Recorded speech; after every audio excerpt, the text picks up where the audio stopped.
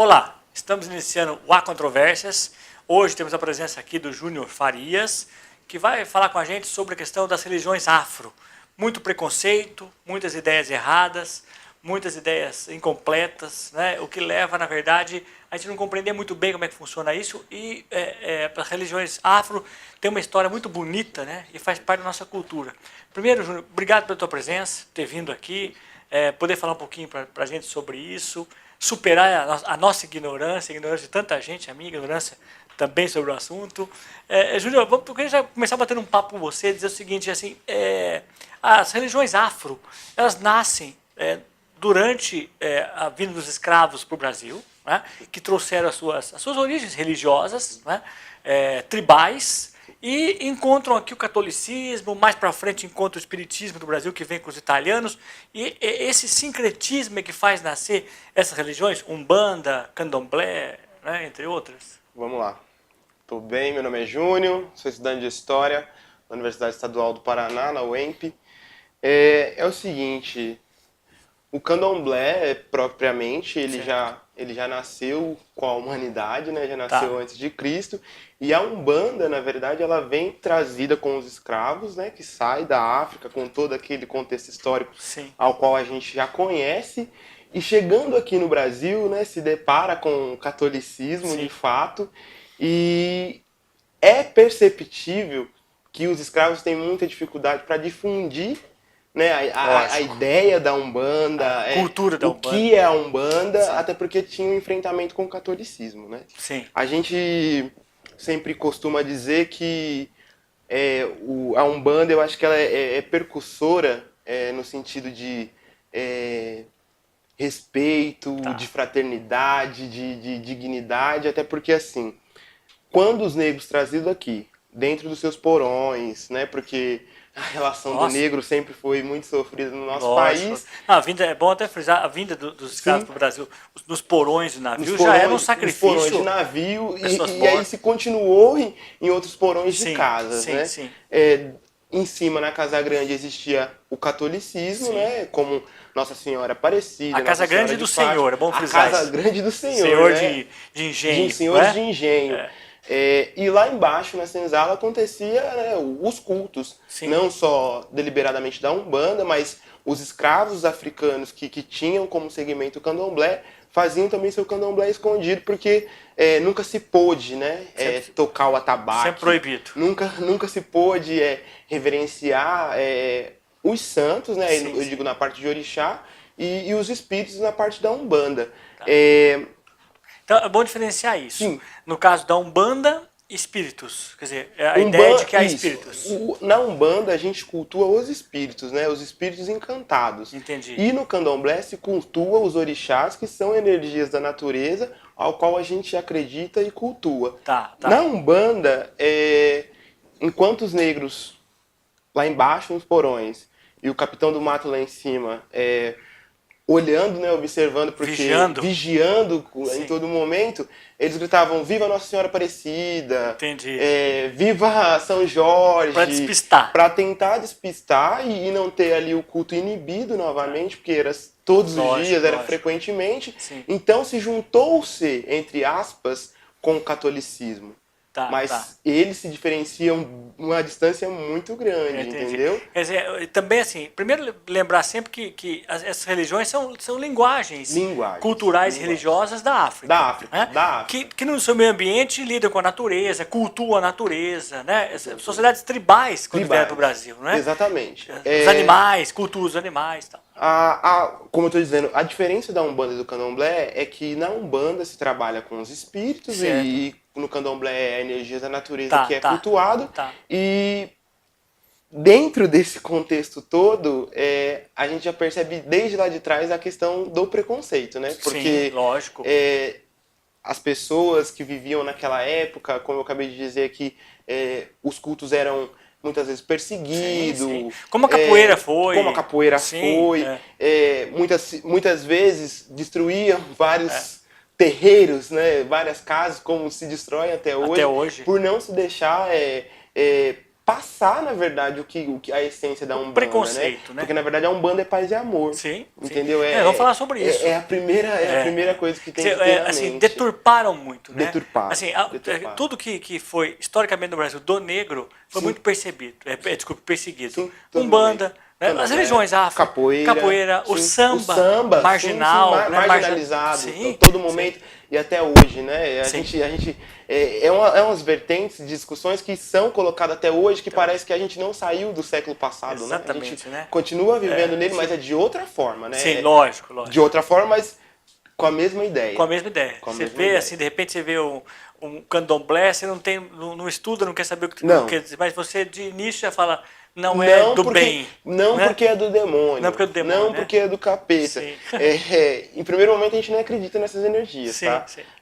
No candomblé na Umbanda não tem essa energia. No candomblé energia. na Umbanda a gente não acredita no pecado, a gente não acredita que a gente vá pro inferno. Até porque o responsável pela sua vida e pelos seus atos é você mesmo. Sim. Então a ideia é essa. Essa é a concepção. Do livre-arbítrio. O livre-arbítrio a todo momento. E aí, chegando aqui, nós também tivemos rusgas com o próprio espiritismo. Entendi. Que chegou em determinados momentos, eles não aceitavam os espíritos da Umbanda entre eles ali, por acharem que... aí eu vou falar que eu na minha concepção, seria já o preconceito também, entendeu? Assim, na verdade, o que se percebe assim, aí vê se você concorda com isso, mas o cristianismo, no caso o catolicismo, ele já deixava na Igreja Católica, lá no Brasil colonial, na época da escravidão, o negro em segundo plano. Em segundo plano, sempre. Quer dizer, ele não tinha espaço na Igreja Católica nenhuma. Ele era obrigado, ele era proibido de cultuar a sua religião afro, mas também não podia entrar na religião oficial do Brasil. E aí é uma coisa muito complexa, porque como é que você sai do seu país, você sai do seu... Sim, lógico.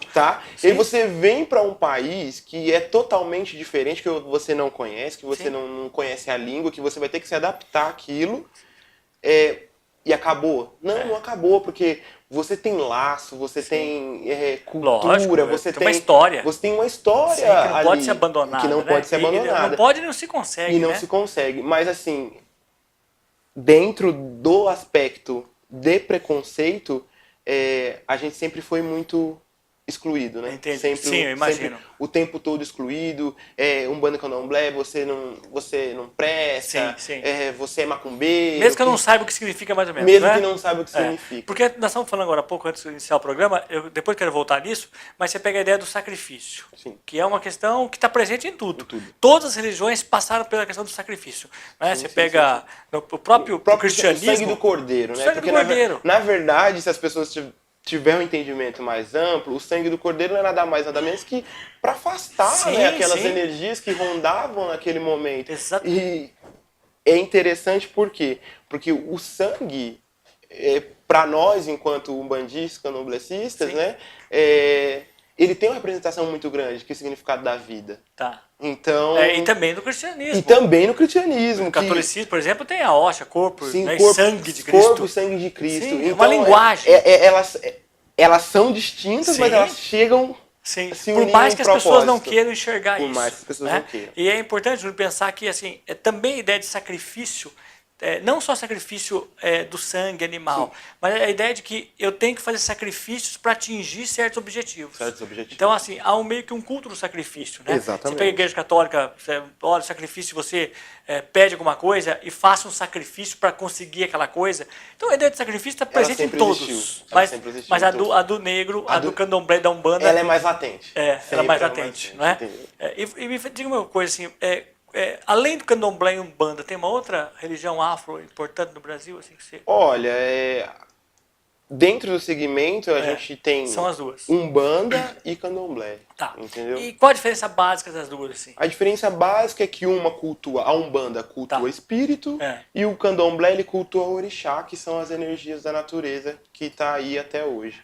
Os orixás como se fossem basicamente os orixás, os santos. Os orixás são os nossos santos, né? Ogum, Xangô, Yansan, Oxoguian, Oxalá, Obaluaê, é uma diversidade de orixás. Bonitos, né? Para nós, enquanto o candomblé ele é uma religião iniciática, né? Iniciática que você, desde o primeiro momento, você é abian, eu sou abian no candomblé. Entendi. e sou médium na Umbanda. Ah, você está nas duas religiões? Eu estou nas duas religiões. Isso pode? Isso é tranquilo porque, afinal, uma conversa com a outra, Tá, né? entendi. Não em alguns aspectos, mas em outros Não são aspectos. idênticas. Não são idênticas, Entendi. mas elas conversam entre si. Tá. Como ela é iniciática, você tem um período, né, de aprendizado. O noviço, o chamado Abian, ele tem um período de aprendizado porque ele tem o livre-arbítrio de escolher aonde ele vai se iniciar. Entendeu? Entendi. Tá. E na Umbanda você vai cultuar os espíritos que são os espíritos encantados, que são caboclos, boiadeiros, preto velhos, que são aí, no caso, na verdade, eu vou falar um pouquinho sobre isso. Tá. Quem é o preto velho hoje? Nós acabamos de falar aqui da questão do escravo. Tá. Quando o negro chegou aqui no Brasil, ele era escravizado, correto? Sim, lógico. E hoje Já chegou escravo. Hoje esses espíritos para nós são espíritos evoluídos que estão aqui e vêm na Terra para nos ajudar. Assim como os caboclos que são índios, que são pessoas que viviam na mata e que hoje são também encantados e nos ajudam a tocar o processo da vida. Eu vou ter que chamar um comercial aqui, rapidinho. Eu volto, eu queria pegar nesse ponto e também pensar um pouquinho na questão da macumba. Sim. Né? Sim. A famosa era macumba, que Sim, seria sim. macumba, que Seria mete medo de macumba. tanta gente, outros não. Né? A gente volta daqui a pouco com o Júnior Farias falando mais sobre a questão das religiões e da cultura africana.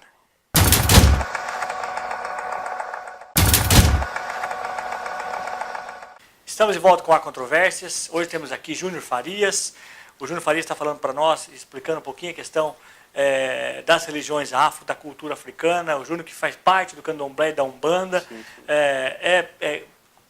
Graduando em História pela UEMP, um estudioso do assunto. Eu tenho certeza que futuramente professor da área, Sim, né? sim, Então, com eu acho que o Júnior tem uma didática muito bacana para explicar isso. Júnior, voltando ao que nós falamos agora há pouco no outro bloco, né? Então, assim, você está nas duas religiões. Sim. A gente pode chamar de religiões também? Sim, é uma religião. Religião porque a questão você se religa, né? A palavra religião ela quer dizer diz isso, isso, religar. Né? Religar. E ela é como qualquer uma, como protestante, pessoas da Assembleia de Deus, pessoas que estão na Igreja Católica, pessoas que são budistas.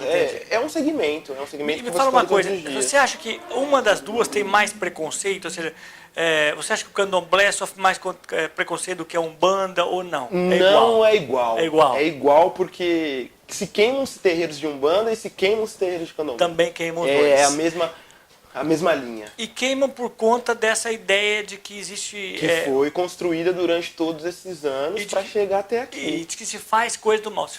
A macumba se faz para prejudicar alguém, para atingir a vida de alguém. Como é que funciona aí? A macumba está presente em qual?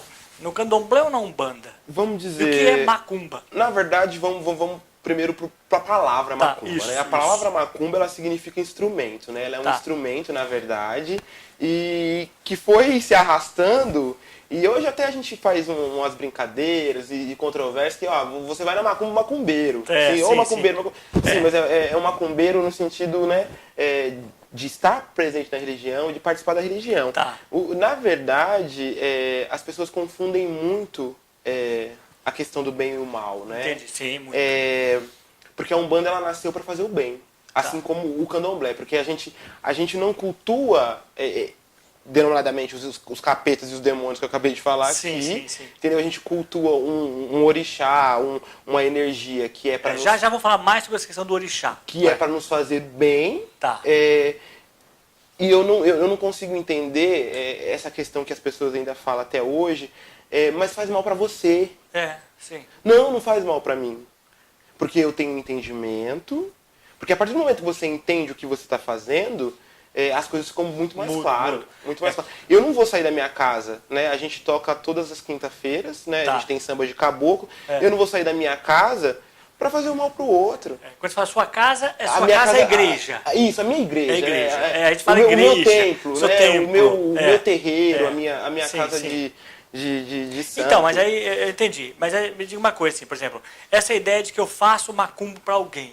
Isso existe? Ou seja, fazer macumba para alguém perder o namorado, para alguém se dar mal na Maurício, vida? eu vou ser bem... Existe... Assim como... Eu vou dar o exemplo do ser humano. O ser humano, ele é o bem e o mal, correto?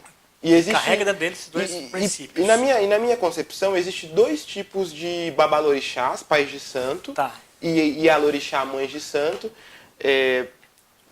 Eu acredito, há gente para te construir, Sim. e há gente para te destruir. Sim. Quem é o mal, na verdade? É quem está indo buscar aquilo que é negativo, ou a figura que está lá dentro da casa dele e bateu alguém no portão para fazer o mal? Me fala uma coisa, tentando entender isso. Sim. A ideia que eu tenho, que eu já li sobre isso Sim. e tal. Me parece assim, havia a ideia de que é possível você manipular essas forças da natureza. Sim, Lógico, sim. né? Sempre tenta manipular para o bem. Pro Então bem. que chova, que venha sim, chuva, sim. que nós também temos. Sim, Né? sim. Todo mundo pensa de um jeito de fazer isso. Os católicos pensam rezando, Sim. Né? Os protestantes pensam fazendo orações para isso. Né? Tá, sim. tudo bem. Agora, num dado momento, quando acaba a escravidão, e os escravos são abandonados à própria sorte. Abandonados. Isso há 3 gerações atrás. E aí chegou nas favelas. E aí chega nas favelas, né? No abandono total. abandono total. Quer dizer, ali é um jeito, uma forma de sobreviver. Seria vender, talvez, entre aspas, alguns, vender esse pseudo-poder de fazer. Olha, então vem uma senhorinha lá, bate na porta e fala: escuta, eu preciso de um trabalho para trazer um amor. Ela fala: tudo bem, né? Eu vou fazer. E acaba criando essa coisa de fazer trabalhos positivo e negativamente, porque é uma forma de sobrevivência. Na verdade, Não que isso exista. Na verdade, não. É que eu vou dizer. O primeiro de tudo é você, Tá. enquanto ser. Porque eu acho que você tem que calcular na verdade, o que você quer. O que você quer da vida. Tá. Porque eu acabei de falar pra você, existem pessoas pra te construir e existem pessoas pra te destruir. Sim. O que você quer? Porque, na verdade, sim, tem várias formas de trazer o amor, Tá. de fazer o encantamento, mas quem é o ser equivocado? É a pessoa que está lá Sim. ou é a pessoa que vai até? Que vai buscar isso. É só a Sim. gente fazer uma análise mais profunda. Não, é lógico. Sim, entendeu? Entendi. Quer dizer, então isso acontece. Acontece, na minha casa não, entendeu? Mas, não assim, acontece. Na minha casa a gente trabalha, né, no caso, em cuidado com as pessoas, saúde, prosperidade, coisas Jamais boas. tentar alguma coisa do mal. Não, não, até porque não é a linha que meu pai fala, não é a linha que meu pai de santo Meu pai, prega. Sim, pai meu de pai santo. é pai de santo. Não é a linha que ele isso. prega, não é aquilo que ele acredita, né? Então me explica uma coisa.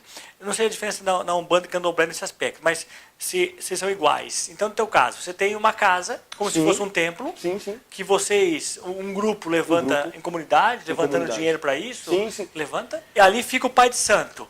A figura do pai de santo. Porque assim, quando, né, a pessoa é intitulada, né, porque dentro do candomblé existe isso, você ser intitulado a Como ser... um pastor. Como um pastor. É. A ser aquele cargo, Sim.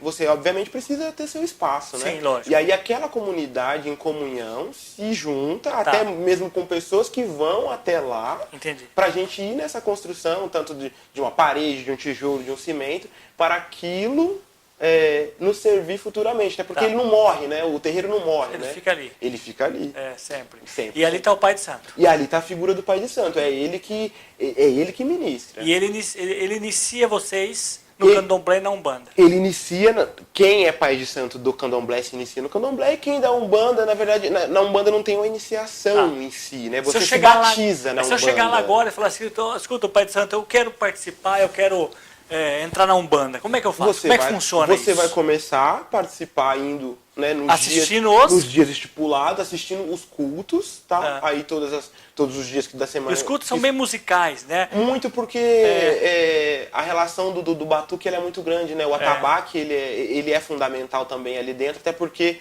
eles despertam, né, sons que evocam o transe, que evocam a incorporação.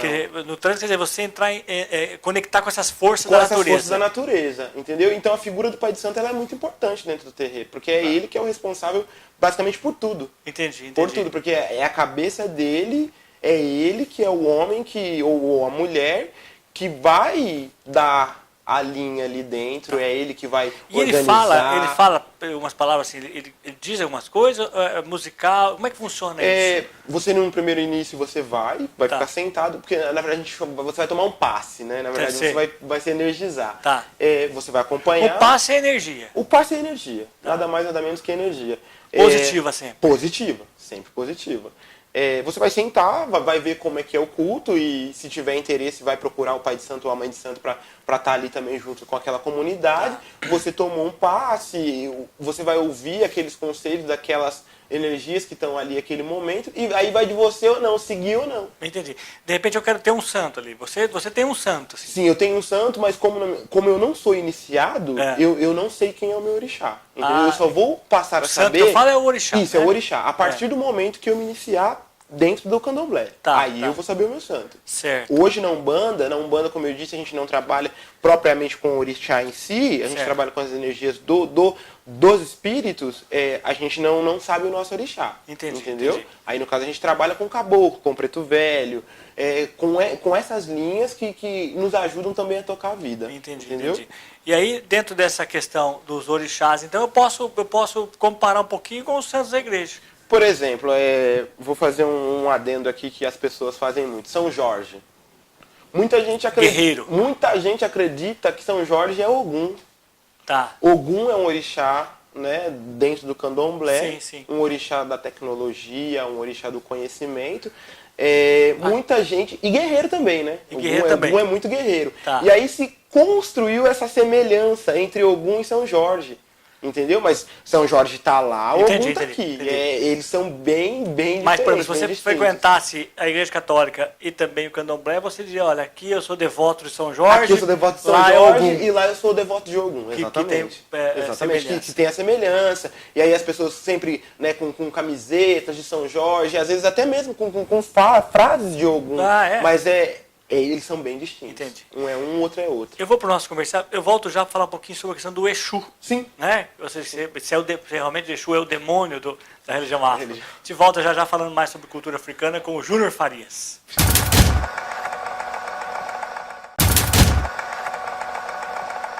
Estamos de volta com Há Controvérsias. Hoje, Júnior Farias, que está nos brindando com um papo muito gostoso e inteligente sobre a questão da cultura afro e das religiões africanas. Ô, Júnior, eu queria frisar nesse último bloco, aproveitar que você está aqui, porque eu acho que é muito importante a gente entender a importância da diversidade cultural. Né?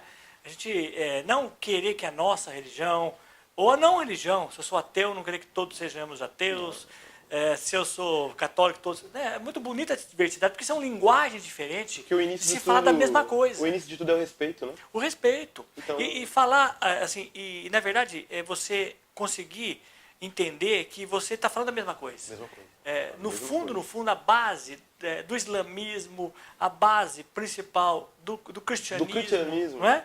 E das religiões afro, a base é a mesma. Fazer o bem. É fazer o bem. Sem olhar quem. Isso, entendeu? Isso. Esse é o princípio. Esse é o princípio. As pessoas confundem muito o Exu. Sim. A ideia do Exu. A ideia do Exu. Do diabo, do demônio. Do diabo, africano. do demônio. É um equívoco muito grande. Até porque nós, de religiões matrizes africanas, nós não sobreviveríamos sem Exu. Por exemplo. Por quê? Porque Exu ele é o principal. Ele é o percursor e é o primeiro em tudo. Ele é Zeus. Na verdade, é porque dentro da religião, para nós, ele se assemelha ao homem, né? Ele é a imagem, semelhança do homem. Tá. Então, ele é brincalhão, ele é extrovertido, mas ele é o primeiro. Até porque... É o primeiro homem? Não, ele é o primeiro, assim, a ser cultuado.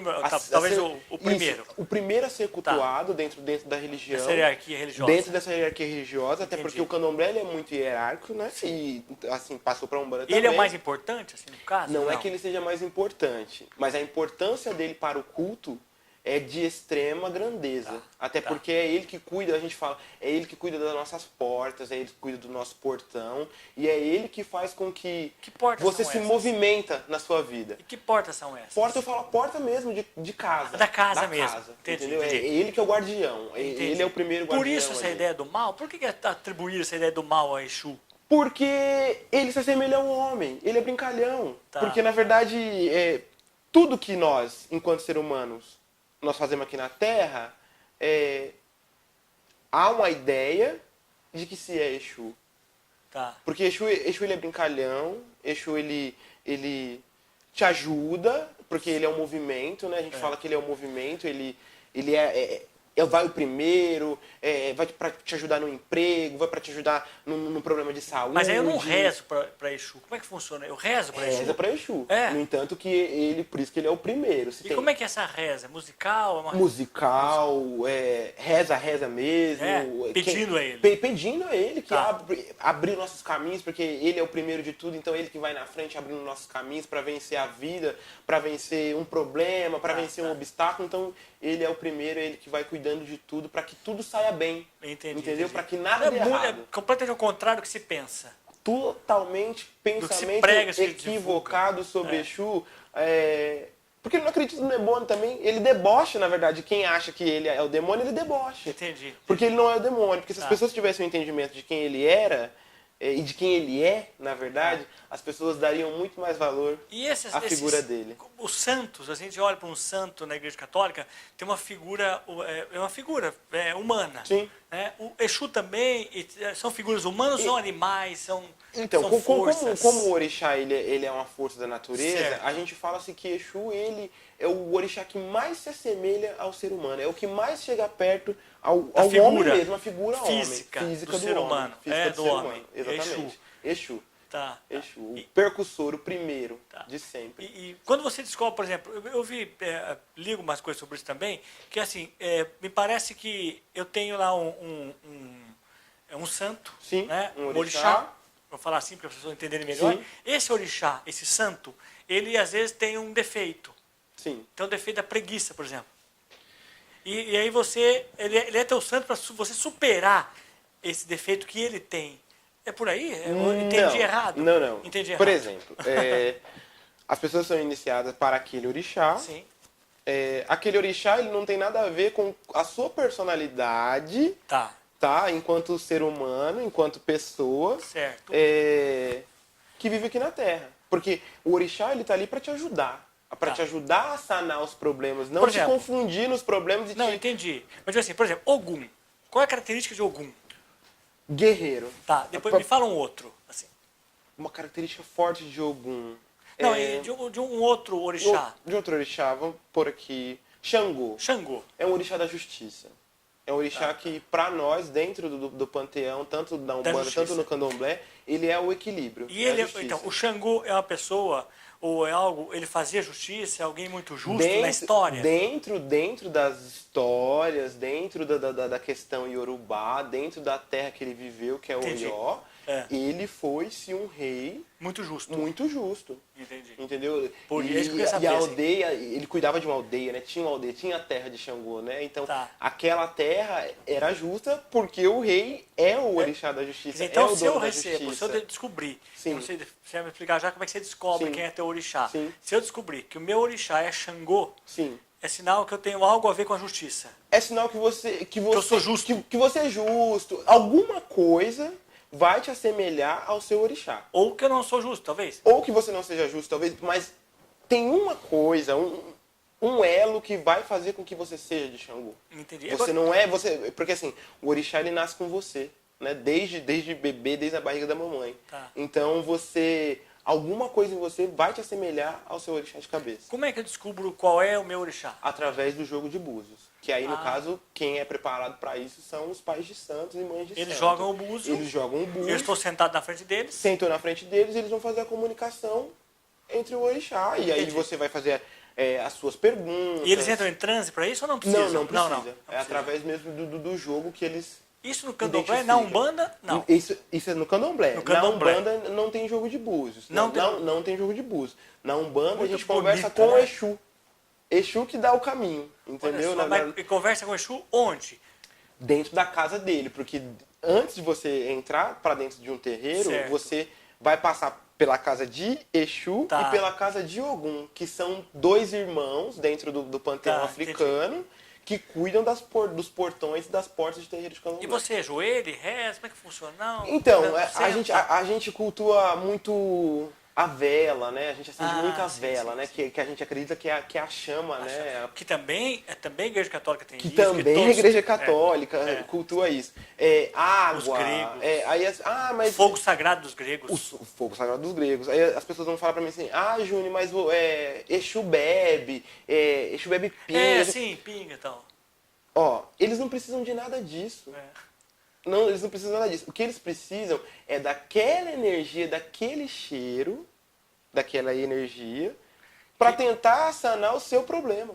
Quer dizer, Nada mais, nada menos que isso. o que acho que o que está por trás disso é o que está por trás de todas as religiões, De todas as religiões. que é a questão da oferenda. Sim, da oferenda. Da oferenda, Exatamente. não é? Exatamente. Quer dizer, o cristianismo, lá nos seus primórdios, oferecia sacrifício, Sim. né? Sim, sim. Matava carneiro, hoje Sim. oferece sacrifício de uma forma ou de outra. Sim, né? sim, exatamente. E essas religiões afro também trazem Sim, essa ideia trazem do sacrifício e de oferendas. Não é? Frutas, Sim. bolo. Se a pinga está lá, porque não é uma oferenda, porque as pessoas acham que, E aí vai elas, achar já que é um presente, que é como se para fosse um vinho. negatividade, Sim. que o vinho né, os caboclos gostam muito de tomar vinho, entendeu? Da Igreja Católica não tem o momento que se toma o vinho, né? Vinho. Então, essa questão da alimentação, que é muito frequente dentro de terreiros de Umbanda e de Candomblé, é nada mais nada menos que o coletivo, né, aquele coletivo compactuar com aquelas energias que estão ali naquele momento. O que está presente também, de novo, eu quero frisar isso para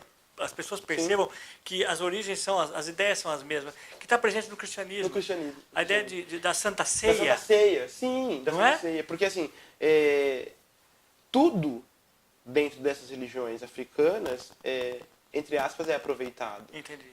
A gente não desperdiça alimento, a gente não desperdiça a galinha que foi para o sacrifício. Não há esse tipo de desperdício, porque a gente fala tanto, né, de cuidar da natureza sim, e como é que nós que estamos dentro da religião vamos praticar uma outra forma. Não tem, é equivocado daí, né? Muito equívoco. É muito bonito, né, Sim. Na verdade é uma cultura bonita, É né? uma cultura maravilhosa. Maravilhosa, né? Todo mundo Porque deveria se você conhecer. voltar às origens dessas religiões, na África não eram assim, elas foram se alterando de acordo com cada região, né? Se eu tô, sei lá, dos outros países da América E o candomblé Latina, aqui do Brasil é uma coisa, o candomblé da África é outra coisa, sim. né? Eles se diferem porque lá os orixás Sofrem influências, né? sofrem influências, lá cada um vive na sua terra e aqui chegou, os orixás se juntaram-se todos, entendeu? E um respeita o outro. O que é muito interessante, que as pessoas deveriam respeitar, é assim, o ser humano nunca suportou ficar sozinho.